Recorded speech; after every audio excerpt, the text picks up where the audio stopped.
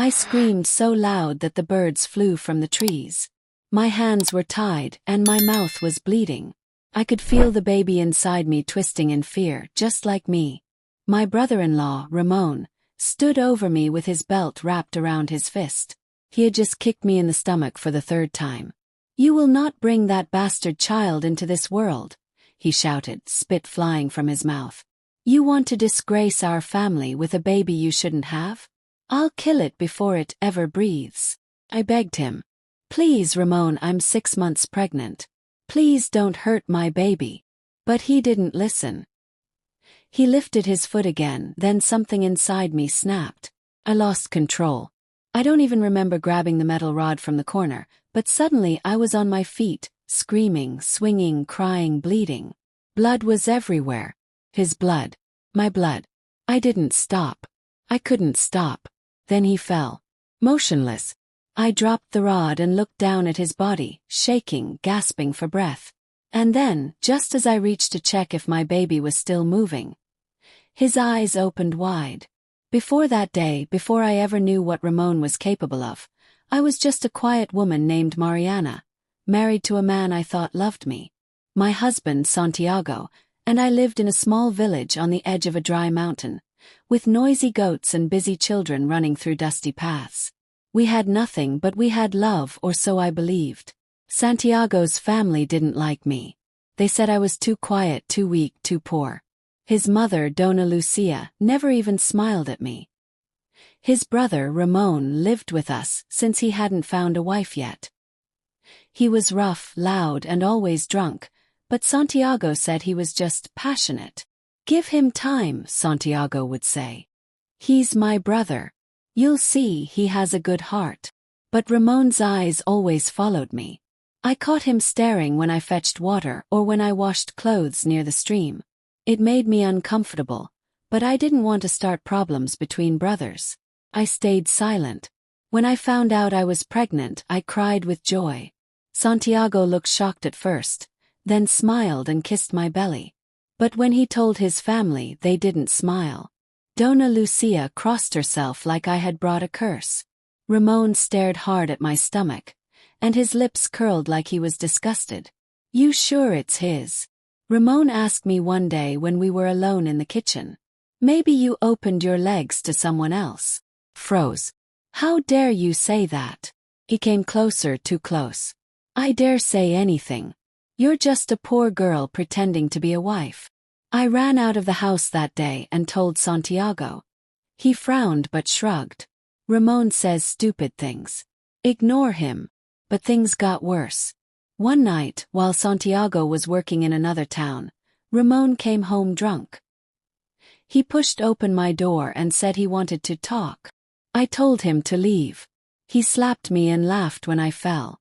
"You think you're special. You think that baby makes you a queen." I locked myself in the neighbor's hut that night. The next day, Ramon acted like nothing had happened. Santiago came back and I wanted to tell him, but I didn't. I was afraid.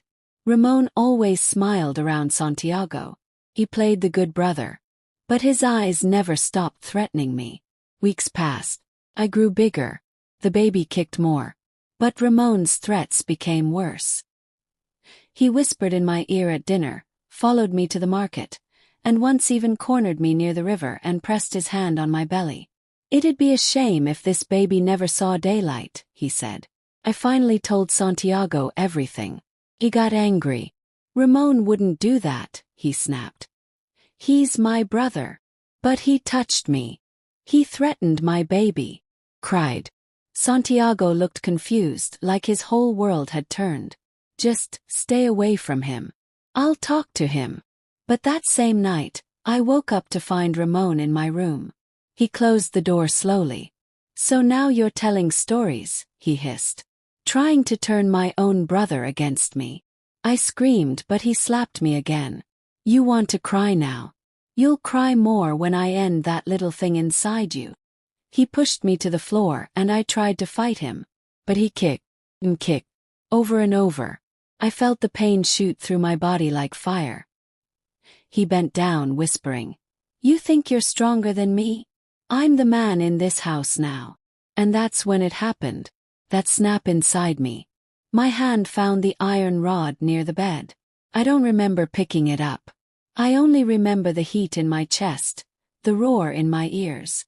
I rose with blood dripping down my chin and fire in my eyes. Swung. He screamed. I hit again. And again. When he dropped, I stood over him, shaking. Blood pooled under his head. But he wasn't dead. He opened his eyes. And he smiled. Now you've done it, he whispered. Now you're the monster. My heart pounded. My baby wasn't moving. My hands were trembling. My mind was spinning. I heard footsteps outside. The door creaked open. And Santiago walked in. His eyes saw the blood, the weapon, his brother on the floor. And me, crying, shaking, holding my belly. Then he shouted my name. And ran to Ramon. He didn't even look at me. He cradled his brother in his arms. And all I could think was, I just tried to save my baby. But now, who will save me? Santiago held Ramon like he was the one who had been wronged. My bloodied hands trembled at my sides. I tried to speak, but my voice came out cracked and dry. He tried to kill our baby, I whispered. But Santiago wasn't listening. He pressed a cloth to Ramon's bleeding head and shouted, "You hit my brother.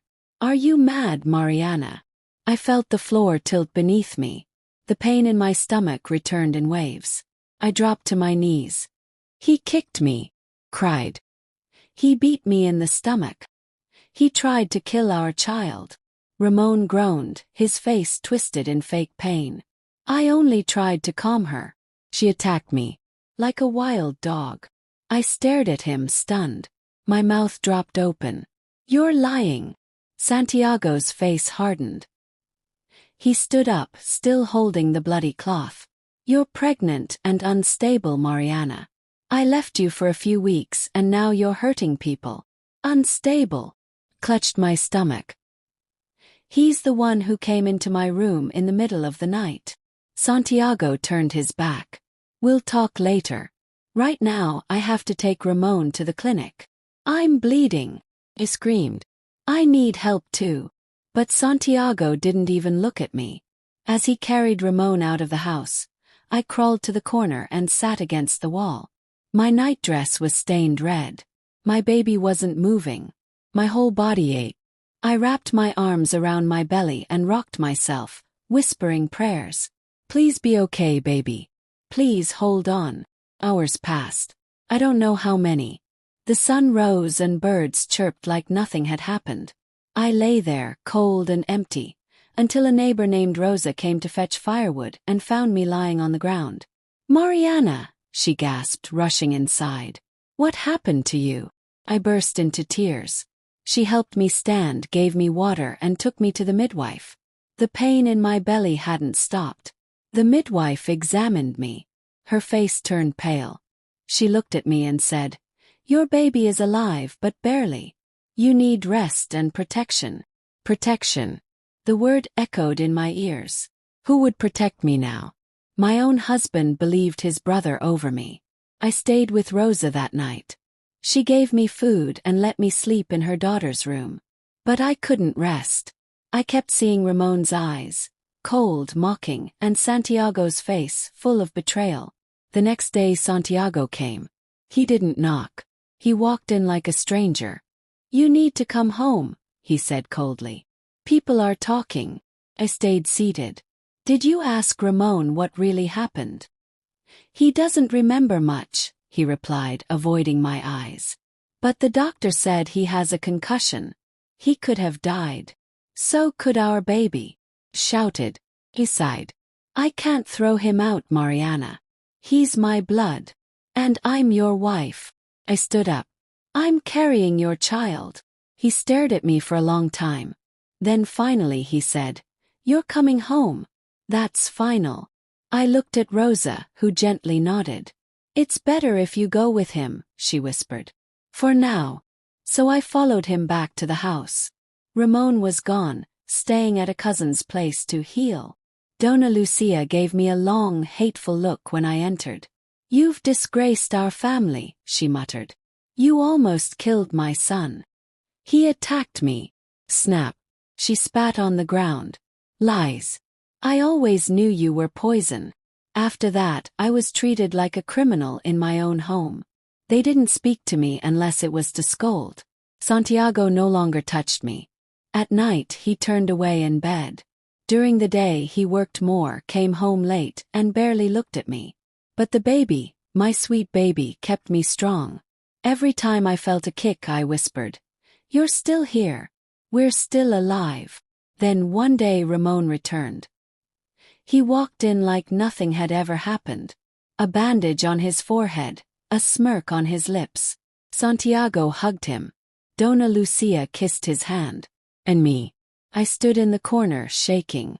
When I turned to leave the room, Ramon called after me. "No warm welcome, sister-in-law?" Froze. He stepped closer and whispered, "Next time I won't miss." I looked at Santiago.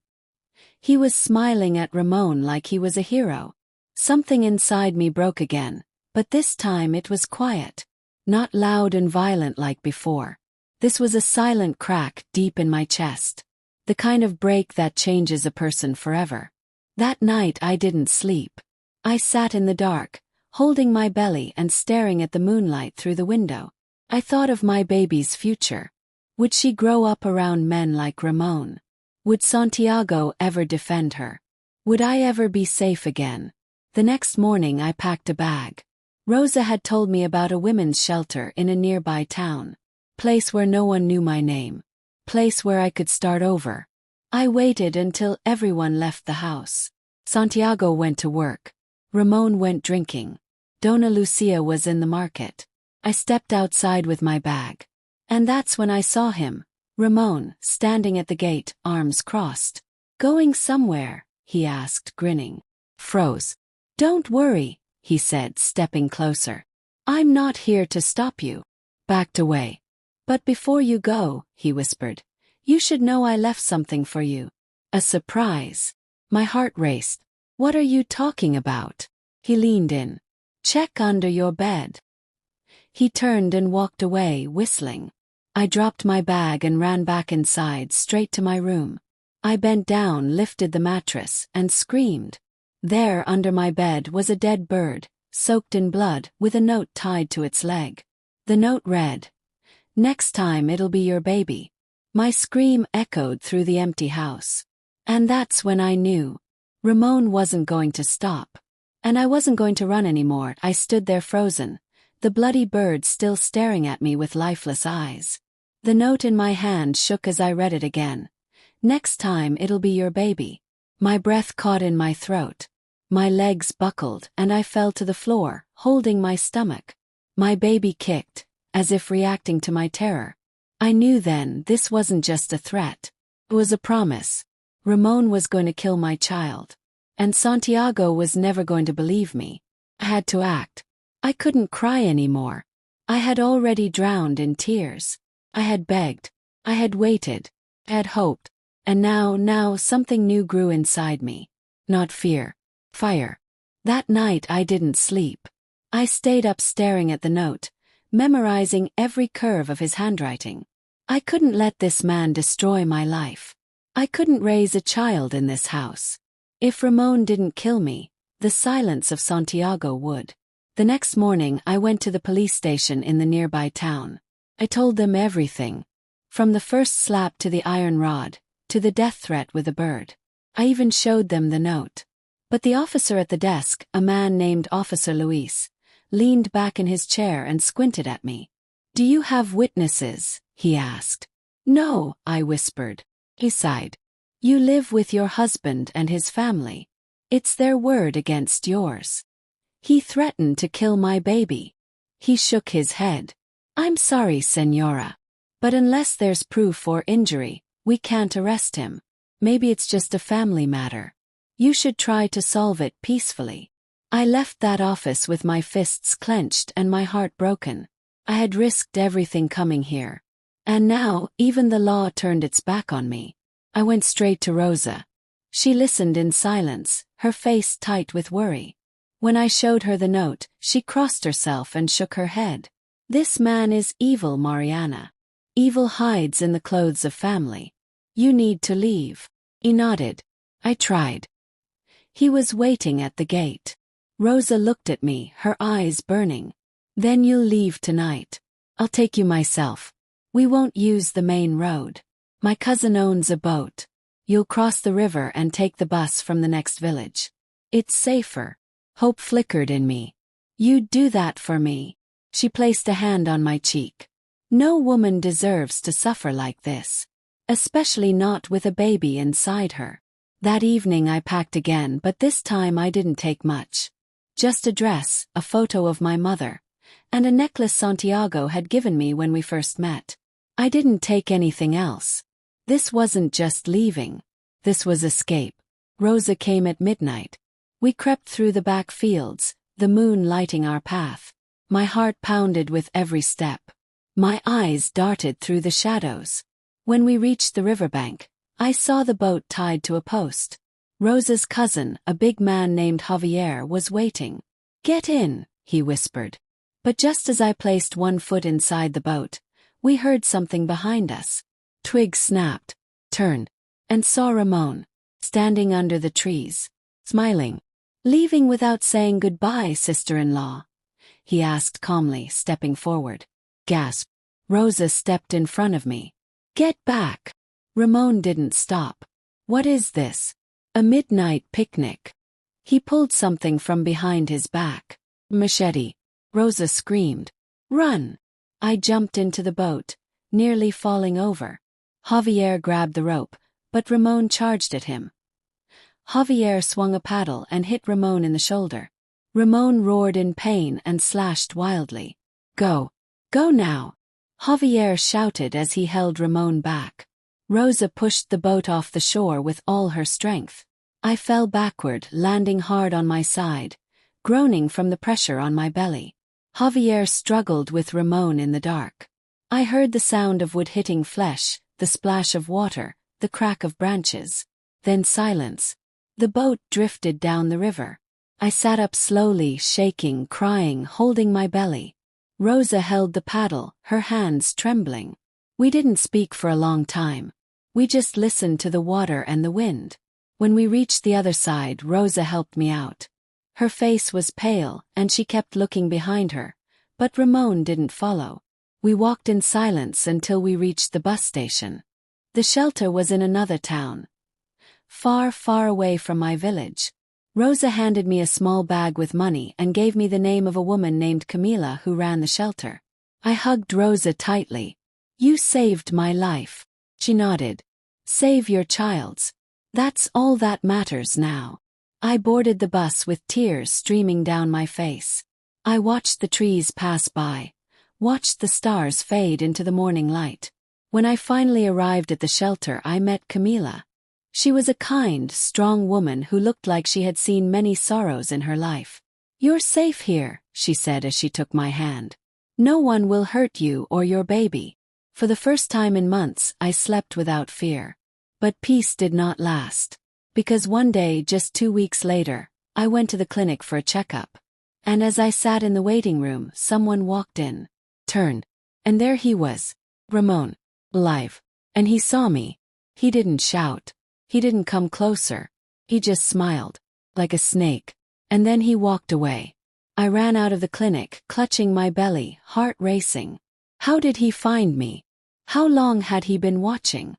And what would he do now that he knew where I was? My legs barely carried me home from the clinic. I stumbled into the shelter, gasping for breath, my hands wrapped tightly around my belly as if I could shield my baby from whatever darkness was coming. Camila saw my face and rushed over. What happened? Mariana, talk to me. He found me, I whispered. Ramon. He was at the clinic. He saw me. Her face changed instantly. The warmth in her eyes turned to fire. Are you sure it was him? I saw his face. I saw that smile. That same evil smile. He didn't say a word. He just looked at me and walked away. Like he was waiting. Camila grabbed her phone and locked the shelter doors. You'll stay inside for now. No one gets in or out unless we say so. And we're going to the police again. I sat on the bed, shaking. I thought I had escaped. Thought I was safe. But monsters didn't live only in houses. They followed you. Hunted you. Even across rivers and cities. That night, Camila took me to a different police station. This time, the officer on duty was a woman named Officer Pena. Her eyes were sharp, her tone serious. "You have proof?" she asked. I showed her the note, the bruises, the medical reports, and I told her everything again. Officer Pena took notes. "He tracked you here. That's stalking and threatening behavior. We'll put out a protection order. If he approaches, he'll be arrested." Finally, someone believed me. But protection orders are just paper. Ramon wasn't afraid of paper. 3 days later, I received a letter at the shelter. No name. No stamp.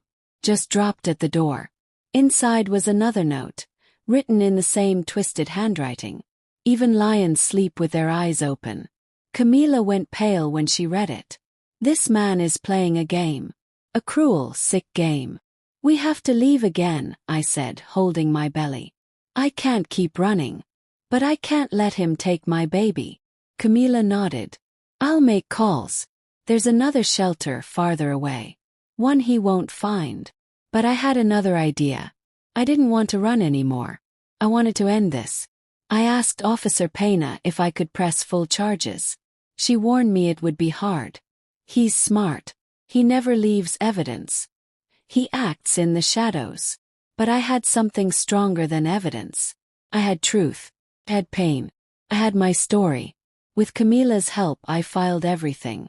A lawyer came. A woman named Pilar who had once been abused herself. She looked me in the eyes and said, "We will fight this." And then, everything changed. One morning I woke up screaming. My nightdress was soaked in blood. The pain came like thunder. Camila rushed me to the hospital.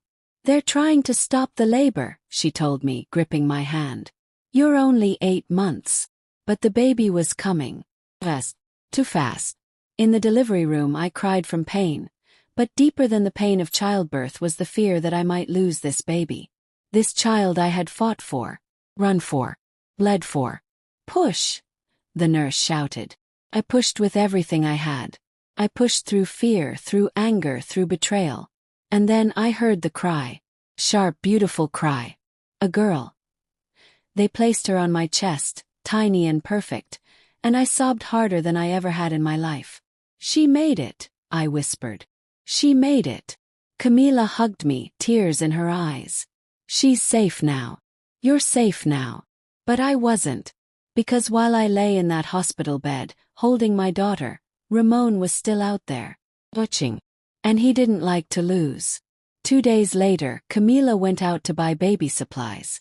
She left me in the hospital room with my daughter, now named Esperanza, Hope. The nurse brought in flowers. "These just arrived for you," she said cheerfully. I smiled at first. Maybe they were from Camila. But when she left, I noticed something odd. No card. No name. Just a single photo tucked between the petals. It was a photo of me, sleeping in my hospital bed the night before. My blood ran cold. Someone had been in my room. Someone had taken a picture of me and printed it. I looked around the room. The window was closed. The door was shut. But suddenly everything felt wrong. I pressed the emergency button. Doctors came running. I showed them the photo. Showed them the flowers. Security was called. Cameras were checked. Nothing. But someone had been there. That night I didn't sleep. I held Esperanza in my arms and rocked her gently, humming to her to drown out my own fear. Then, at midnight, the phone in my hospital room rang. I picked it up, my hand trembling. There was silence. Then a voice, low, quiet like a snake. "Nice baby. Shame if she didn't wake up one day." Blick. The phone dropped from my hand. I screamed. The nurse came rushing in. Security arrived again. But they found nothing. No fingerprints. No cameras. No proof. Just fear. Pure choking fear. I looked at my baby and whispered, "I won't run anymore." And that's when I knew what I had to do. Ramon wanted me weak. He wanted me scared. But I would be neither. I was going to fight. And I was going to make the world see what he really was. Even if it meant burning down everything to do it. I held Esperanza tightly against my chest, her warm little body the only thing grounding me in that moment. My hands were cold, but my heart was on fire. Ramon had crossed a final line. He had crept into my hospital room, stood over my sleeping body, and photographed me and my newborn baby like trophies. This wasn't fear anymore. This was war. The nurses moved me to a private, secure room. Security guards now stood outside my door. But no lock, no guard, and no paper order could erase the fact that Ramon had gotten that close, again. When Camila returned the next morning, I showed her the photo. Her face turned pale, then hard as stone. "He's mocking us. He thinks no one will touch him." He nodded. "Then let's make sure someone does." I met with Officer Pena again. I gave her the photo, the flowers, and I told her about the phone call. Her jaw tightened as she listened. "This is enough," she said. "This is harassment, intimidation, stalking. I will issue an arrest warrant." But I stopped her. "Wait. Wait," she frowned. "I want him to come again. I want him caught red-handed. I want the world to see what he is. Not just a report. Not just my word. I want evidence so solid he can't squirm out of it." It was dangerous and I knew it. But Ramon had built his power in silence. In dark corners. Behind closed doors. And now I would bring him into the light. Camila was terrified. "Are you sure, Mariana? You have a baby now." I looked down at Esperanza, sleeping peacefully. "That's why I have to do it." So we made a plan. Officer Pena arranged for a surveillance team to be stationed at the hospital, in plain clothes. Cameras were set up. My room was moved again, this time to a location Ramon wouldn't know. But we left the old room looking untouched, with a dummy in the bed and a photo of me on the table beside it. I prayed he would come. And he did. 4 nights later, just past midnight, the silent alarms triggered. I woke up to an officer whispering into a radio. I held Esperanza close and waited. Then came the scream. Then the struggle. Then the sound of running boots. They caught him. Red-handed. Ramon had broken into the hospital again, carrying a small knife in one hand and a phone in the other, ready to take another photo. He had no mask, no gloves. Just that same arrogant smile as they pinned him to the wall. When they brought him past my new room in handcuffs, he turned to look at me. His eyes still held no fear. "Always knew you were clever," he hissed. But I didn't look away. I held my baby in one arm and lifted my chin. "And I always knew you were a coward." That night I felt something leave me. Wait. Shadow. Ramon was finally behind bars. The trial began 2 months later. Testified. Camila testified. Officer Pena testified. We showed the photos, the notes, the recordings. The judge watched Ramon without blinking. And for the first time, Ramon's smirk began to fade. But it wasn't easy. His mother, Dona Lucia, came to court in black, pretending to mourn. She cried fake tears and said I had tempted her son. Santiago sat in the back, his face pale. His hands clasped tightly together. He never spoke to me. Never even looked me in the eyes. But when I stood on the witness stand and held up the photo of Esperanza's tiny crib with blood on the floor beside it, the room went silent. "This is what I fought to protect," I said, my voice steady. "Not just my life, but hers." The judge gave his ruling 2 days later. Ramon was sentenced to 8 years in prison with no chance of parole. It wasn't enough, not for everything he'd done, but it was something. It was justice. And it was over. Or so I thought. 1 week after the trial ended, Santiago knocked on the door of the shelter. Camila opened it, then looked at me. "It's your husband." I stepped outside, holding Esperanza. Santiago looked tired. Older. Broken. "I believed him," he said softly. "I let him live in our home. I let him hurt you." I said nothing. "I'm sorry, Mariana. For not listening. For not protecting you. For choosing blood over truth. I watched him for a long time. Then I said, "You didn't just fail me. You failed her too." I nodded toward Esperanza. "You left us both in the dark." "I know," he said, his voice shaking. Can I hold her?" I stepped back. "No," I said. "You lost that right." He nodded slowly, tears forming in his eyes. "Take care of her," he whispered. "I will," I replied.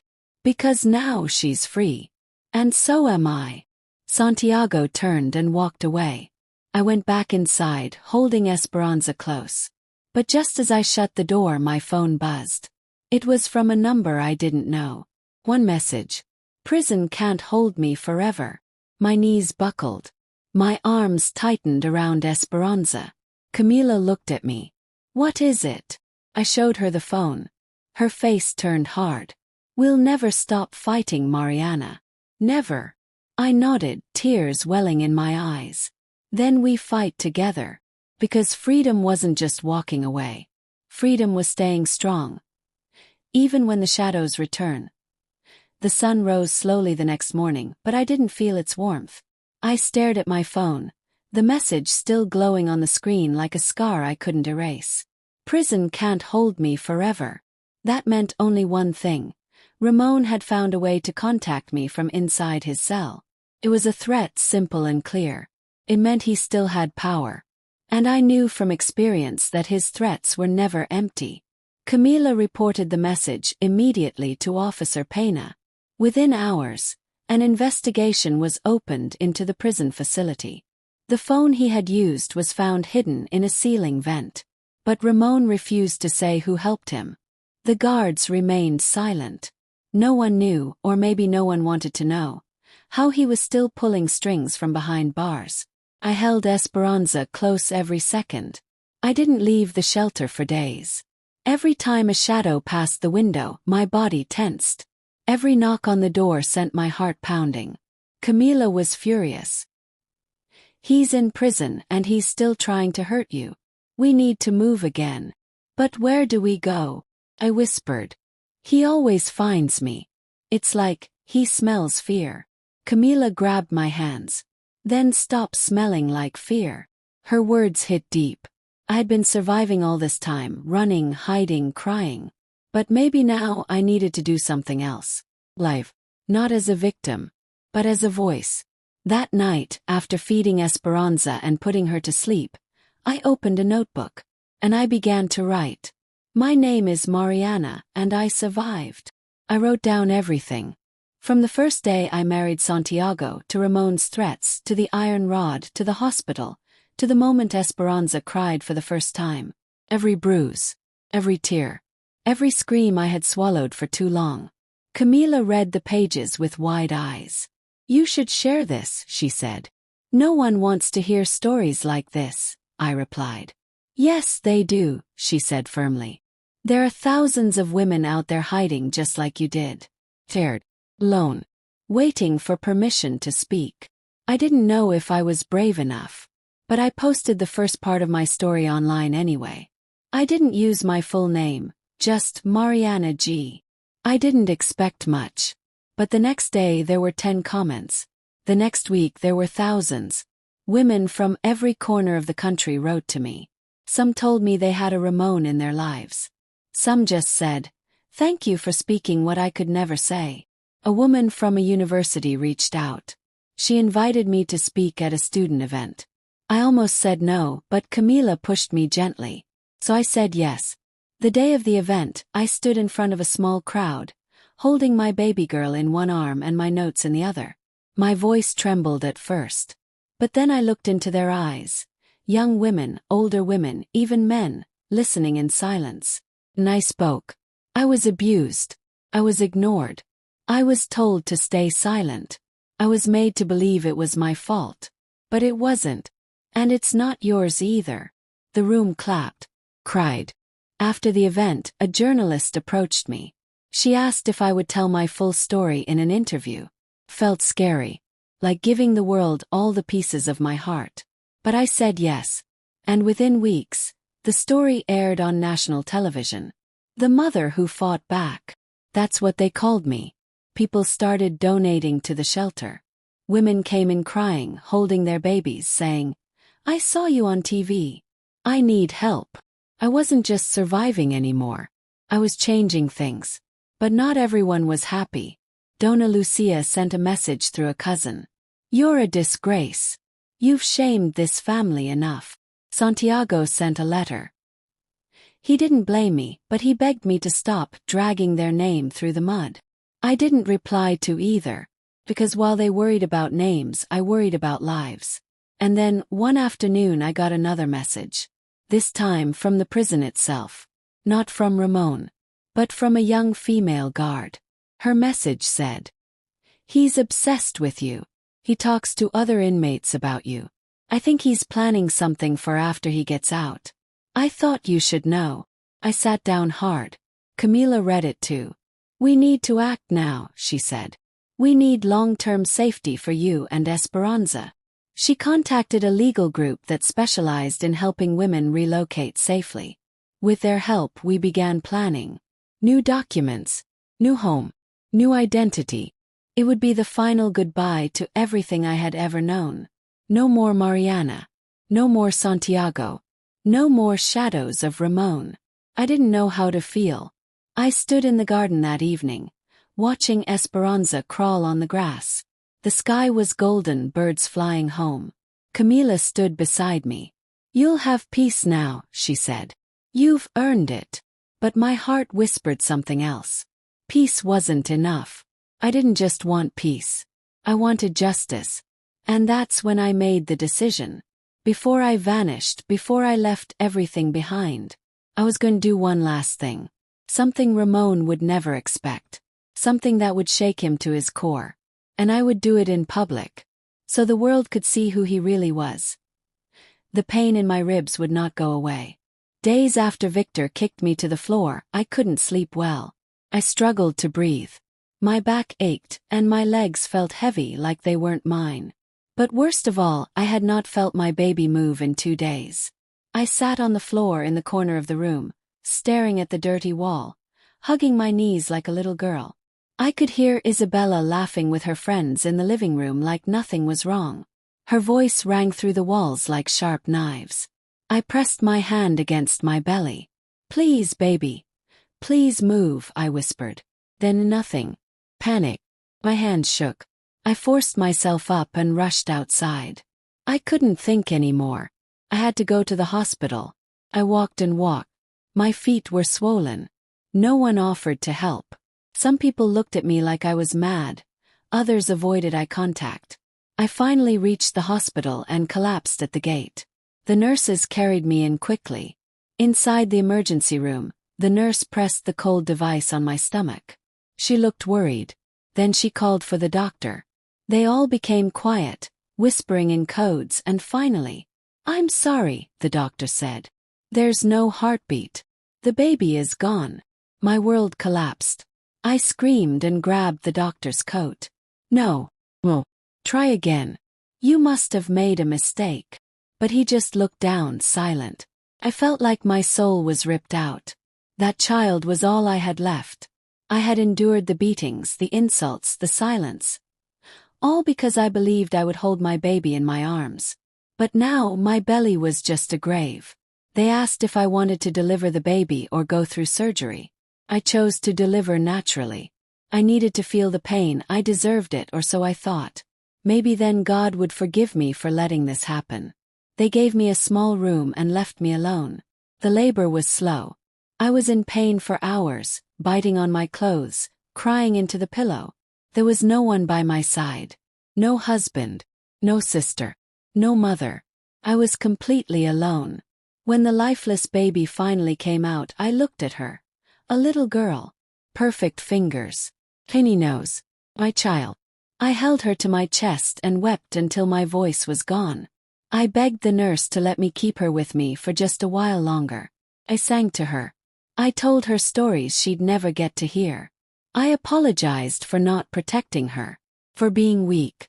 After they took her away, something in me broke. I returned home like a ghost. I didn't speak to anyone. Isabella barely even noticed. Victor acted like I had returned from a trip. That night, as I lay on the mat, I stared at the ceiling, feeling emptiness crawling over my body like insects. Then Victor walked in drunk again. His eyes were red. He smiled like the devil himself. "You should thank me," he said. "That bastard would have ruined your life." I sat up slowly. My heart beat faster.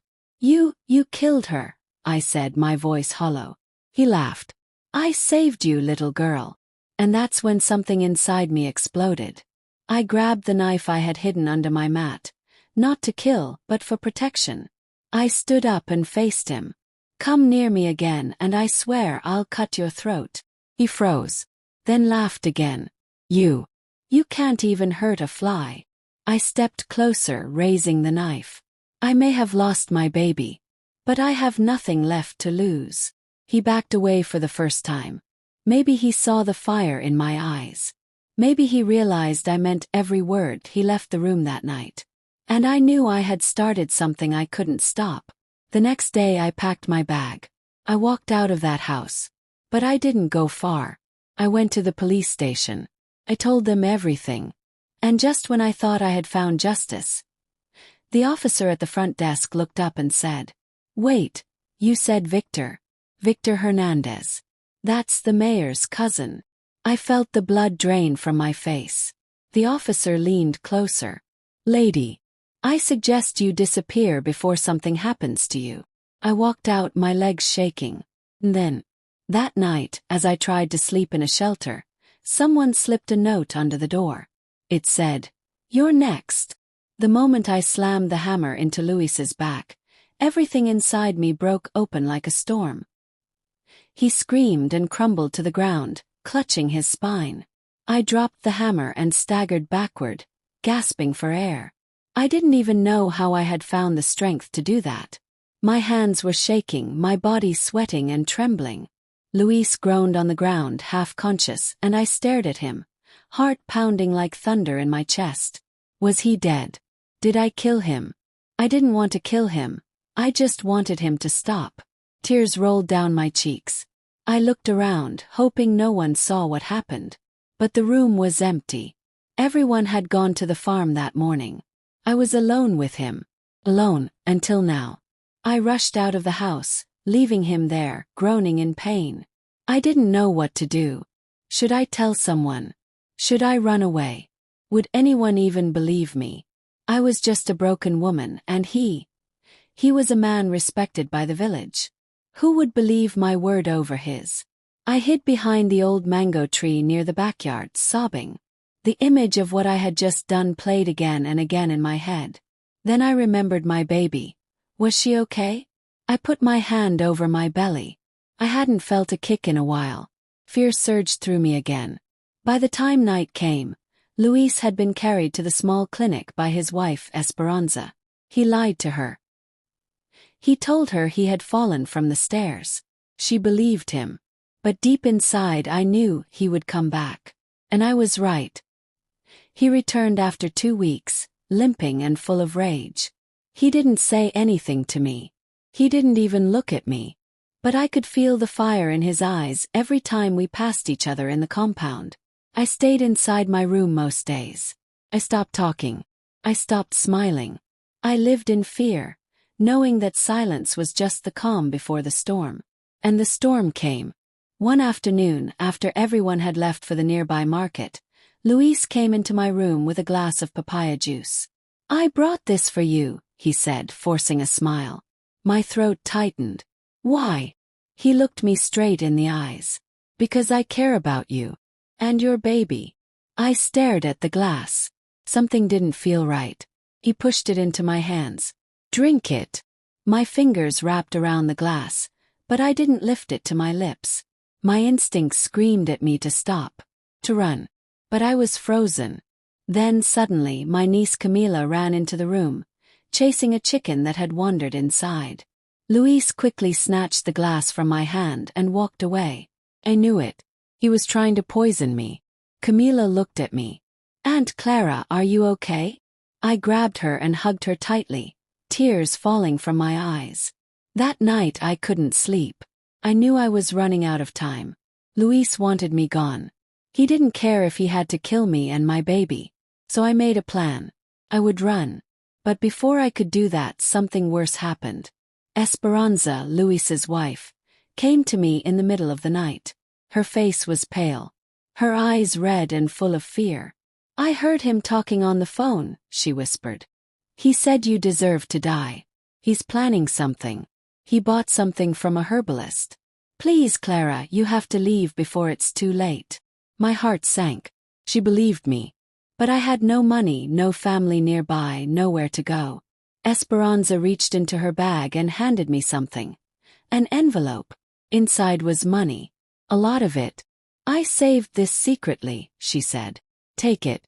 Run. Tonight." Cried. "But why are you helping me?" She looked away. "Because I know what it's like to be abused by the man you thought you could trust." That was the first time she admitted it. So I packed a few clothes, took the money, and carried my swollen belly into the darkness of the night. My heart was heavy, but there was also hope inside me. I was finally leaving. I didn't know where I was going, but anywhere was better than that house. I walked for hours through dirt roads and empty fields. I reached a small village before sunrise and collapsed in front of a local chapel. An old priest came out and found me. He took me in, fed me, and gave me a place to stay. For the first time in a long time I felt safe. I began to help in the chapel, sweeping floors and cooking for the priest. He didn't ask questions. He just told me, "You're welcome here." But just when I thought I could rest, just when I started feeling peace again, one morning while I was outside watering flowers, a dark car pulled up by the chapel gates. The window rolled down. 'Twas Luis, smiling. The moment I opened the front door, I froze. Javier stood there, blood dripping from a knife in his hand. My heart jumped into my throat. Behind him, I could see Officer Delgado lying on the floor, not moving. Javier had stabbed him. The man who had promised to protect me was now possibly dead. I screamed. Javier smiled like a demon, and before I could shut the door, he forced his way in. "You thought you could ruin me," he growled, pinning me against the wall. "Now we both go down together." In that second, I knew I had to fight for my life and for Mateo's. I reached for the lamp on the table and smashed it against his head. He stumbled back, blood oozing from his forehead. I didn't stop to check. I ran to the kitchen and grabbed a pan, my hands shaking. He came at me again, but I hit him with all the strength I had left. He crashed to the floor. I ran outside screaming for help. Neighbors poured out. Someone called the police. I collapsed on the ground as sirens filled the air. When the officers arrived, they found Javier unconscious inside. Officer Delgado was barely alive but breathing. The nightmare was finally over. Weeks passed. Javier was charged with multiple counts: abuse, assault, attempted murder. He was sentenced to life in prison. But the scars he left didn't disappear. Carried them every day. So did Mateo. Mateo survived. My sweet boy, though born early and small, fought like a warrior. As I held him in my arms for the first time, I cried, not from pain but from hope. Years later, I stood on a stage in front of a group of young girls and women. I told them my story, every painful detail. I told them how I had suffered, how I had almost given up, how I survived. I told them that silence protects monsters. But speaking out, even when your voice shakes, saves lives.